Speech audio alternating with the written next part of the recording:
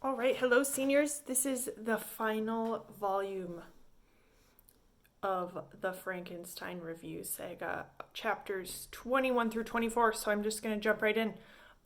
When we last left off, Frankenstein had a storm had washed him, well, he rode most of the way once the storm stopped. He's on the shores of Ireland, and he had been arrested because a man had been murdered the last night. And so we see he hears of the body, about 25 and 20 years of age. He had apparently been strangled, for there was no sign of any violence except the black mark of fingers on his neck. Dun, dun, dun. And we see that the creature has murdered Henry Clerval. So he is sort of thrown in prison, and just goes mad again for another 2 or 3 months, and has all of these ramblings about what has gone on that everyone just thinks are the ramblings of a madman. So eventually he sort of gets over this illness, comes to his senses, and his father has come to visit him, and he's acquitted from this crime, or pronounced innocent, because he was at the Orkney Islands during the time that the body was found, talking to people there, so he has an alibi. But he's very depressed, and there are all these quotes about him wanting death throughout. We've seen them earlier in the novel, but they become even more pronounced here as we near the end. He sees these eyes. I'll read you guys this quote. "The cup of life was poisoned forever," about his depression. "And although the sun shone upon me as upon the happy and gay of heart, I saw around me nothing but a dense and frightful darkness, penetrated by no light but the glimmer of 2 eyes. Sometimes they were the expressive eyes of Henry, languishing in death, the dark orbs nearly covered by the lids, and the long black lashes that fringed them. Sometimes it was the watery clouded eyes of the monster, as I first saw them in my chamber at Ingolstadt." So these are the 2 eyes that he sees. He's depressed, thinks of suicide,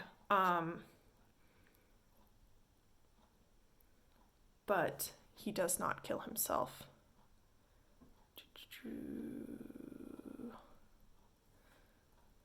A lot of good quotes about the brain and the human mind, and our tendencies, but I won't go into them all because that will make this really long. Chapter 22.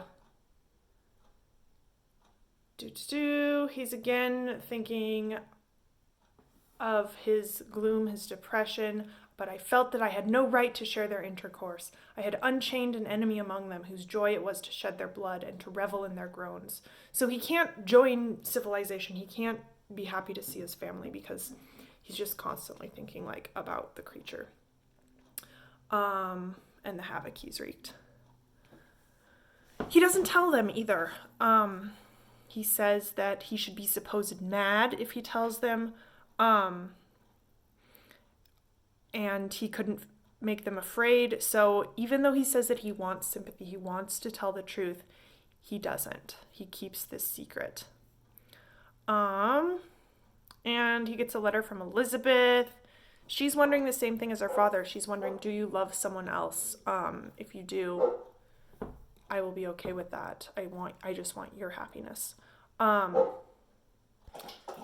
So Victor resolves that he's going to marry Elizabeth as soon as possible because it will bring his father happiness and her happiness as well.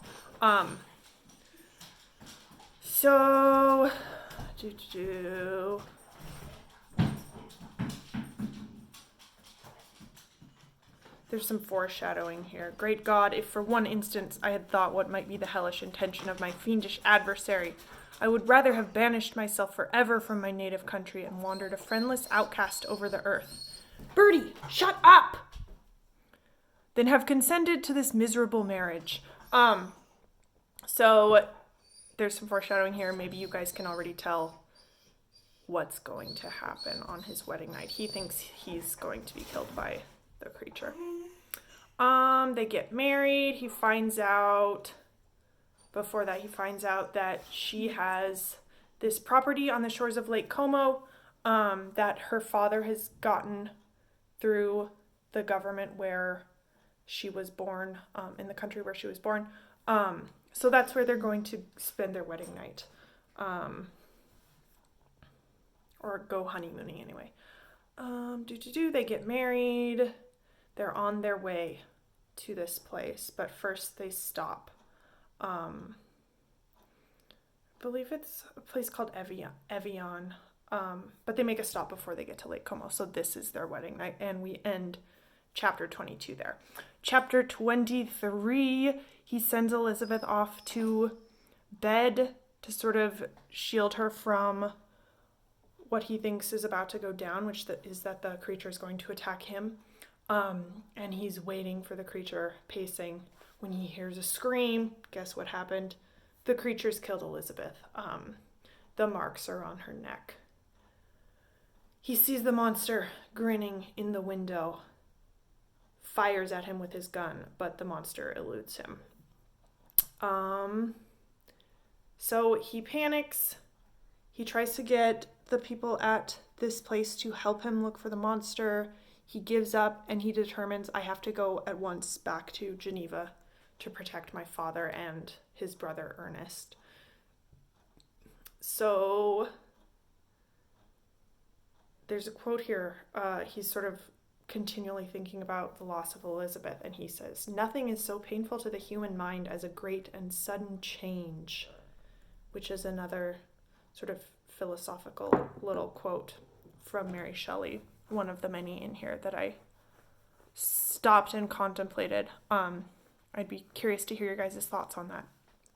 But he continues on, and the father dies pretty much out of sorrow, like in Shakespeare, where there's always an adult who dies of heartbreak from the loss of Elizabeth. And then he goes mad, and we learn that he has been sort of kept in this madhouse or prison. He writes, "For they had called me mad, and during many months, as I understood, a solitary cell had been my habitation."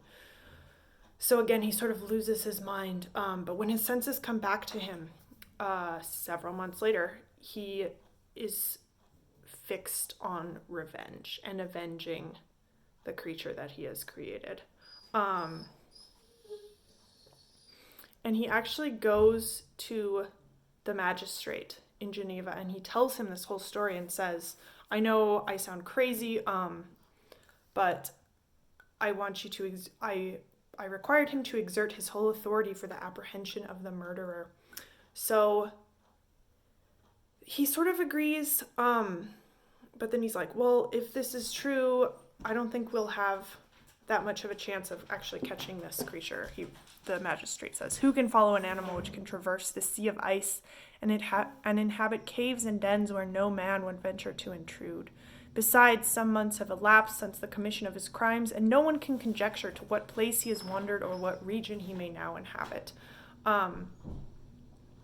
And Victor is sort of like wavering between presenting as a madman and as someone who is very sincere in this. And finally, he just sort of loses hope that the magistrate's going to help him in this conversation. And he, again, resolves to get vengeance on his creature. Chapter 24, the last chapter, he's made this vow: "Revenge alone endowed me with strength and composure." It's what's keeping him alive right now, and it's pretty much the only thing keeping him alive. And he says this throughout this chapter. My vengeance, is the thing that is allowing me to continue on this earth. He says, "I swear and by thee, O night, and the spirits that preside over thee." He's at the grave of Elizabeth and his father and William as he's saying that, taking this oath, "to pursue the demon who caused this misery until he or I shall perish in mortal conflict." He hears the demon laughing, at the burial grounds, and this begins sort of his pursuit of the creature. They go to all of these places, the Rhone, the Mediterranean, the Black Sea, Tartary, Russia. So we can assume that this is over the course of many months that he's chasing the demon all around. He talks about his lifestyle. I generally subsisted on wild animals, made friends with the villagers by sharing it, but he lives this sort of small life, subsisting how he can as he's making his travels after the demon.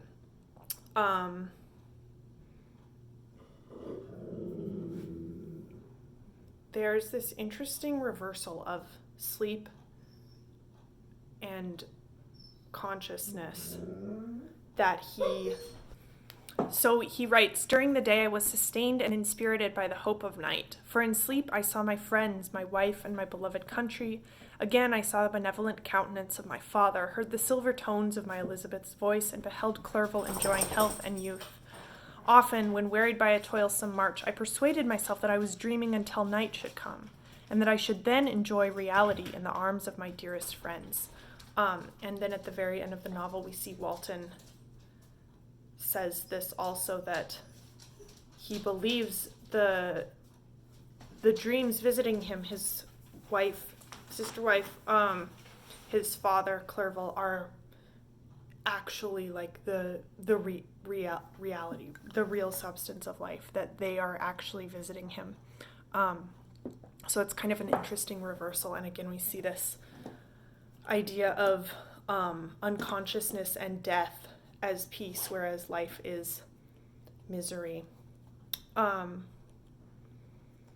demon leads him to the northernmost reaches of the world, where we see him meet Robert Walton at the beginning of this.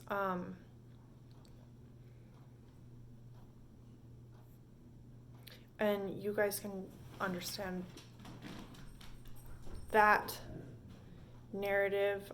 He's talks for several pages about just the experience of going north and north and realizing that the creature is leading him to his death, but he has to go because he's vowed to take revenge on the creature.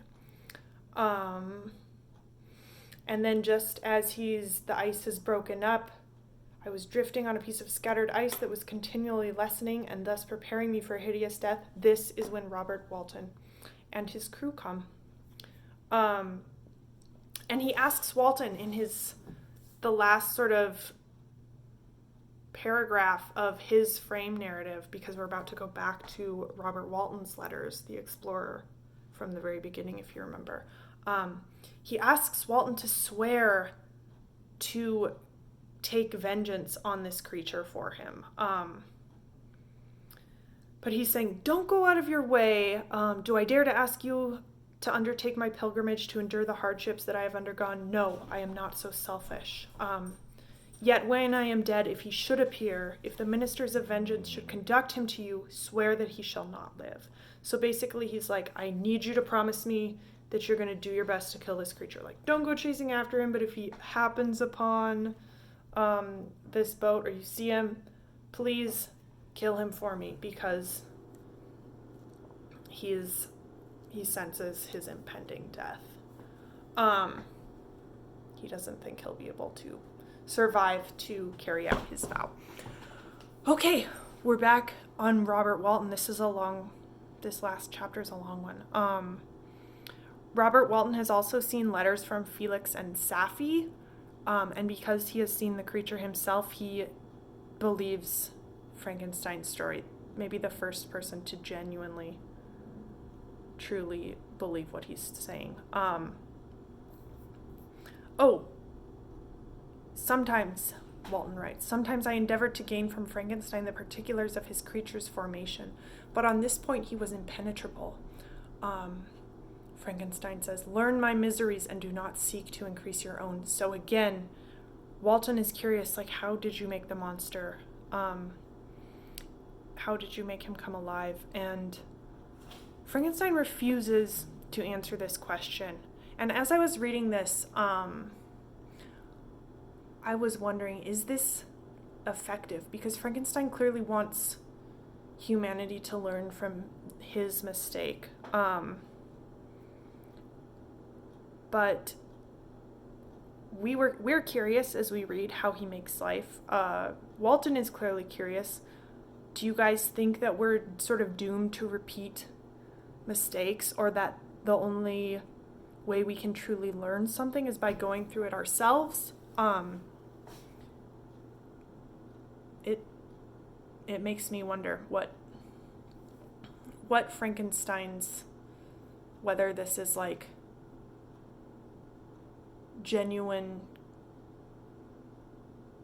care for Walton and humanity, but whether or not that's like even effective, if that makes sense. I sort of rambled on, but it's an interesting point that it raises, I think. Again, we see this idea that when he dreams, his dreams are reality. His waking life is just this nightmarish state. Oh, and he talks about Victor Frankenstein talks about sort of his life. He reflects on his life. When younger, he said I believed myself destined for some great enterprise. My feelings are profound, but I possess a coolness of judgment that fitted me for illustrious achievements. And he thought he was supposed to help mankind.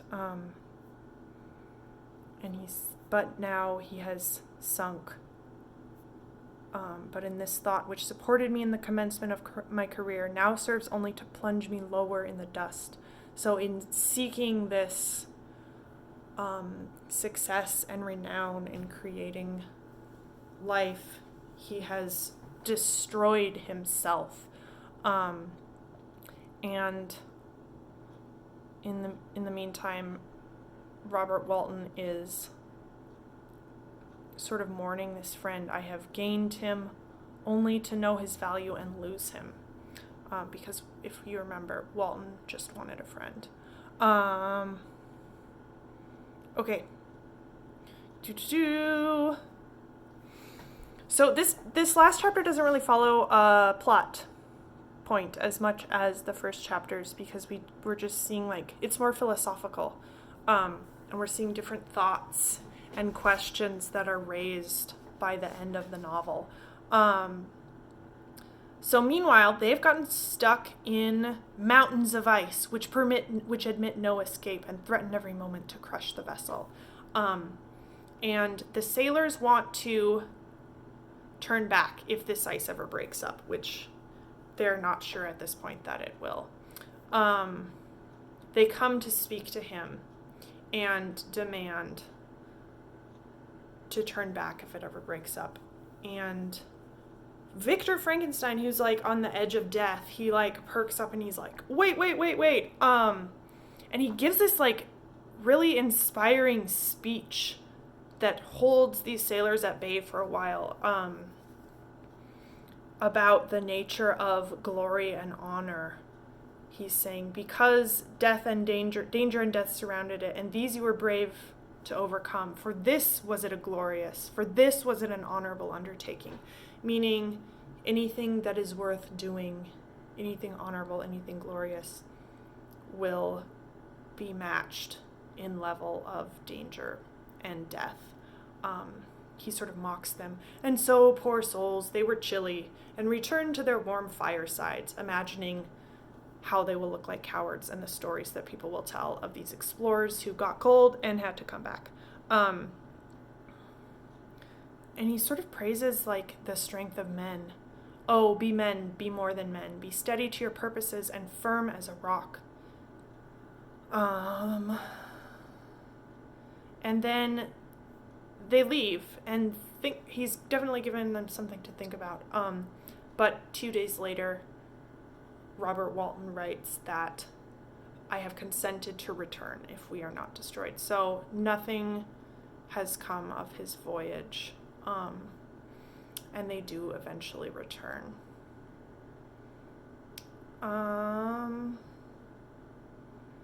Frankenstein explains once again his reason for killing the monster. And it seems he might feel some guilt here. I created a rational creature and was bound towards him to assure, as far as was in my power, his happiness and well-being. This was my duty, but there was another still paramount to that. My duties towards the beings of my own species had greater claims to my attention, because they included a greater proportion of happiness or misery. Urged by this view, I refused, and I did right in refusing, to create a companion for the first creature. So it seems that on his deathbed, he's trying to rationalize his actions in creating this creature, in abandoning this creature, in refusing this creature's happiness. So, I don't know, this tells me that maybe he feels a little guilt or questions his actions, even if he is able to genuinely defend them on his deathbed. He dies, and Robert's off writing to his sister on the deck when he hears a strange, strange voice coming from the cabin, and he looks and sees the creature who is actually mourning over Frankenstein's body. He says, "That is also my victim. In his murder my crimes are consummated. O Frankenstein, generous and self-devoted being, what does it avail that I now ask thee to pardon me?" So he's sort of asking Frankenstein's dead body for forgiveness. And he explains that he felt agony and remorse over his actions as he did them, more so than anyone else.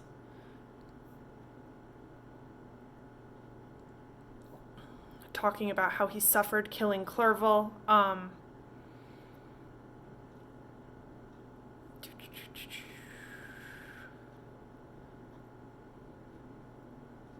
But eventually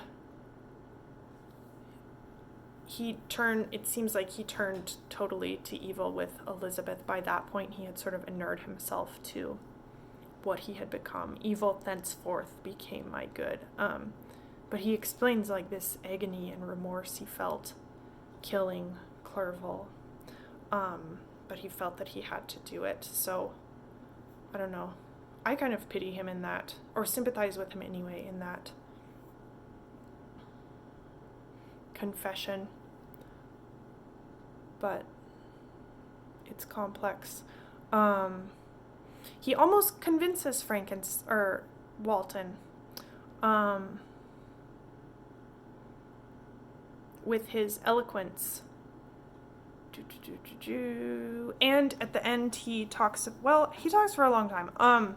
He compares himself again to Satan, because he writes, "I cannot believe that I am the same creature whose thoughts were once filled with sublime and transcendent visions of the beauty and majesty of goodness, but it is even so. The fallen angel becomes a malignant devil." So he's sort of mourning his fall to evil. He hates himself. He's like, "There's no way you hate me more than I hate me. But also think of all the injustice that humankind has committed against me." And you